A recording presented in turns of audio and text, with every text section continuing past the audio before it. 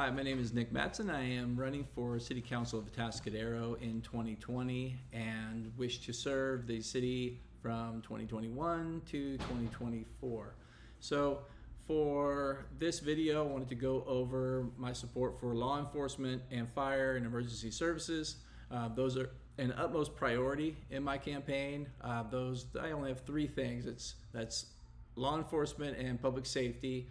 It is economic strength and development and municipal accountability.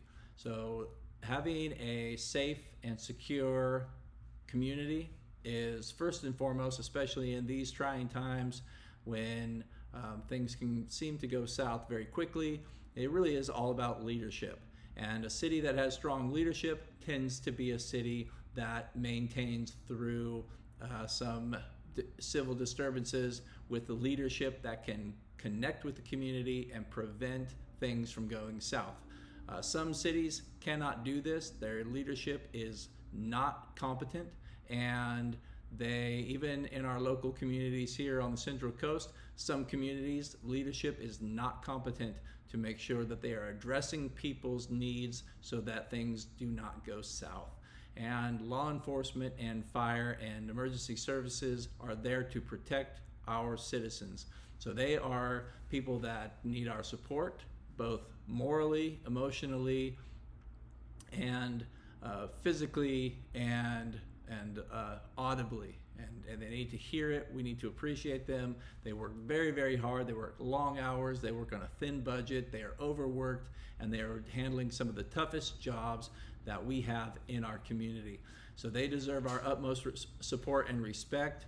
Now, there is a tax initiative on the ballot, a tax measure for Atascadero, and I'm certainly not for that right now. And it isn't because of there's not a need for that or not a value to that, but it is not written strong enough for me. And I've spoken with other residents and business owners in Atascadero, and they feel similarly.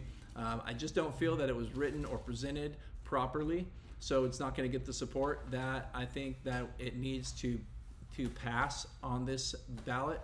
And that's going to leave our fire and our police and our emergency services at a deficit, and we need to figure out how to make sure we overcome that. One, by good leadership in our community, where we are not causing problems or allowing problems to be caused that drain the resources that we have.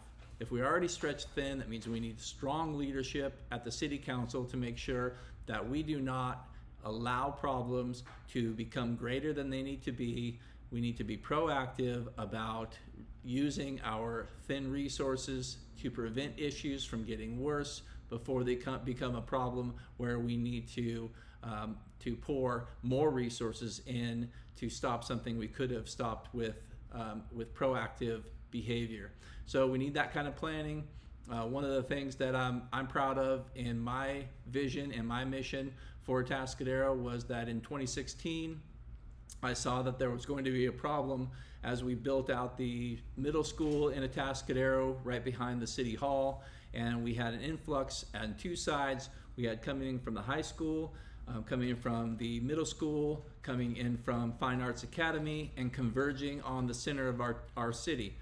Our Sunken Gardens Park and our movie theater area, all of those areas were also inhabited by some of the transients in our community, and I had advocated for a additional presence there in that area during the hours where we knew those crowds converged in at their highest capacity.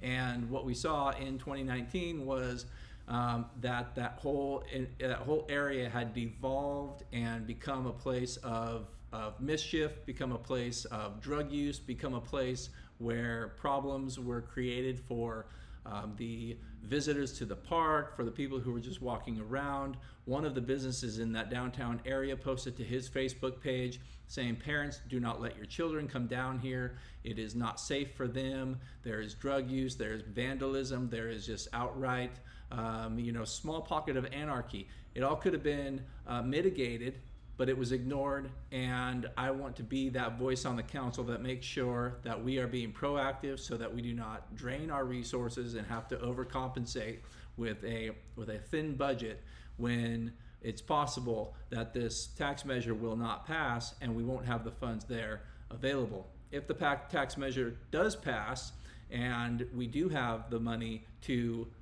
fully fund our emergency services and our law enforcement, I will make sure that that money goes where it needs to be.